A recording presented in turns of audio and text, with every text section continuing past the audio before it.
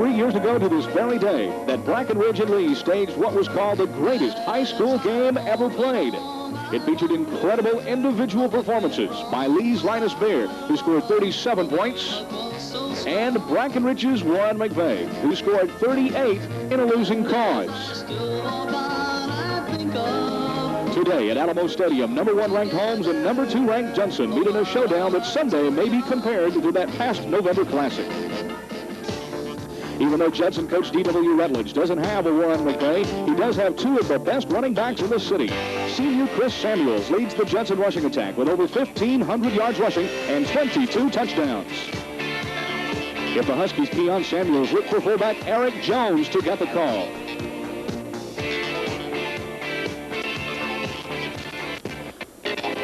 The Rockets will have to control the ball to win because they are facing one of the most explosive teams in the nation, the Holmes Huskies, who under coach Gary Molesky are ranked second nationally and are led by quarterback Wilbur Odom, who has thrown for over 3,000 yards and 36 touchdowns in a record-shattering season.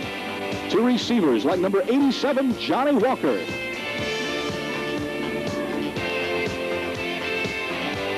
And to the touchdown twins, Carey and number 83, Keith Cash.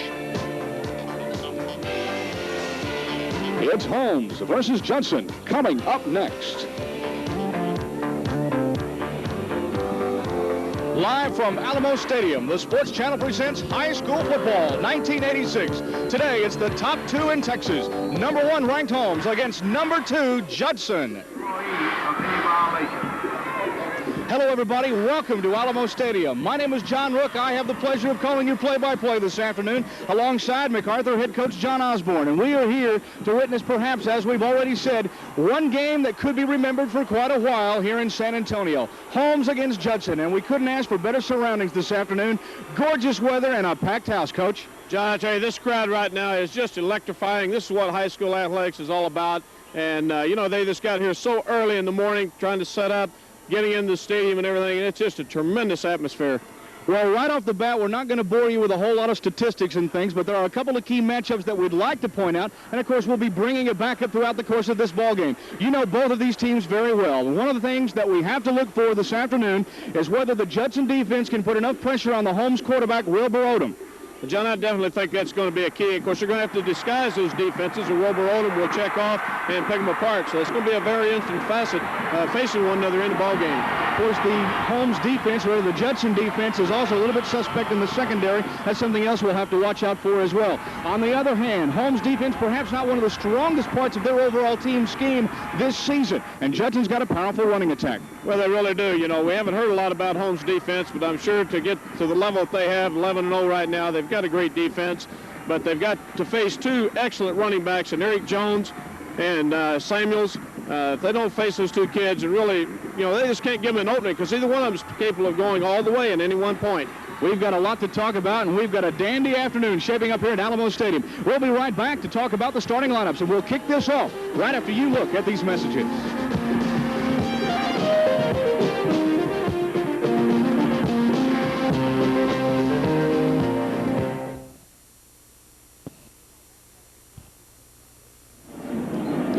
We are back at Alamo Stadium, everybody. John Rook and John Osborne getting set for the kickoff, and right off the bat, Judson's got a small victory as it was. They won the coin flip and have elected to receive. They will be gold to our right, while the Holmes Huskies, ranked #1 in Texas, dressed in the white, the gold helmets and the gold pants, they will be kicking off and defending gold to our left here at Alamo Stadium. There you get a look, John Osborne, at the quarterback for the Judson Rockets, Robert Felton, and he'll be the man on the call right at the very beginning. Well, John, you know, Robert Felton has come on real well the last half of the season. He split time early in the season, but it seemed like in the last part of the season he's really come along well with his passing as well as his ability to run the option. And I think that's a key for Judson's offense, being able to hopefully take a little pressure. Wilbur Odom on the opposite side of the field here at Alamo Stadium. He will have to watch his Husky team go on the defense here at first. But, of course, Wilbur Odom setting Class 5A passing record this season. Almost 6,000 yards throwing for his career, more than any other 5A quarterback in history. And there are a lot of people looking at him, as there are, of course, a lot of people looking on here today at Alamo Stadium. A packed house, to say the least, probably in excess of 25,000. John, we've got them standing about 6 deep along the top, the top row in the south end of the end zone. It's a tremendous crowd. Up to the 25. We are getting set for the kickoff as the Holmes kicking team is talking it over with our official head referee for this day. Back in deep receiving, there you get a look at number 88 for the Holmes Huskies to kick off the football. That will be Sean McKenna, of course, the place kicker. And the Holmes defensive line getting set to go before we get set here. In deep receiving for Judson, they'll have Chris Samuels and Byron Saunders. There you get a look at them in the back. And we are just about set to play football. This is the regional semifinal round of the Class 5A playoffs. The winner here advances to the state quarterfinals. Number 1 against number 2. And if you remember last year's game, Holmes 30 to Judson's 29, you know you could be in for a good one today. And we are underway. McKenna's kick is short, and it bounces inside the 10 and is covered up immediately by Byron Saunders out at about the 13-yard line. And this is where Judson will start play, 1st and 10. The offensive line across the front, Alvarado, Hayes, Vance, Frazier, and Doan. They will be doing the work this afternoon for ground-oriented Judson. Felton, the quarterback, Jones and Samuels in the backfield, followed by Burris, Cochran, and Neal, the receivers.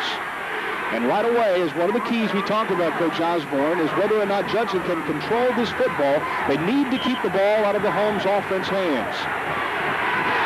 It is 1st down and 10 for Judson. Again, quarterback is Robert Felton. And the give is to Samuels right up the middle. And he gets across the 25, close to the 26-yard line. And it's a simple off-tackle play right between center and tackle. And we have a 1st down on the first play. Here's the defensive front for Holmes that will be under a lot of pressure today with the ground-oriented attack of McKenzie and Gunnels, Torres, James, and Chapa. And, of course, Chapa, the middle linebacker spot. That front 4 will change throughout this afternoon. Kuiper and Hasso, a couple of linebackers in the defensive secondary, will, of course, be tested as well. It is a 1st down for Judson. The ball is marked at the 25. This is Eric Jones with the football, and Jones gets maybe a couple out to about the 27-yard line. And the middle of the Holmes defense collapses in there. Alex Hasso in on one of the stops along with Armando Torres. It'll be 2nd down, and they'll give him 2 yards, 2nd and 8. And right off the bat, we see Holmes is looking at the ground game coming right at him. Well, John, we knew that's what was going to happen. It's going to be interesting here on 2nd down. 2nd and 8. Wide outs to either side of the field for the Rockets. Fake for Felton. And they throw it short and in and out of the hands of Eric Jones at about the 30-yard line. Defending on the play, Alex Hasso, one of the linebackers again for the Huskies. Little play action that time. A little bit slow developing, perhaps, as he tried to make the fake into the line, Coach. Well, John, that's kind of a pass, bootleg type action, the sprint draw pass. Of course, Felton got good pressure then by the defensive end and the linebacker and forced him to throw a little bit wide and throw a little sooner than he wanted. First 3rd down situation of the afternoon. 3rd and a long 8 for the Rockets at their own 27. Samuels tries left side and will be way short of the 1st down. He does get across the 30 out to about the 32-yard line. And he is tackled there again. Armando Torres in on the stop along with the rest of the Holmes defensive front. And it will bring up a 4th down and 4. Actually, 4th down and a long 3 for the Rockets. They will be back to kick. Earl Kaufman is the punter. Standing inside his own 20-yard line, Johnny Walker and Adam Barron in deep receiving for Holmes. The ball comes to Barron at his own 35.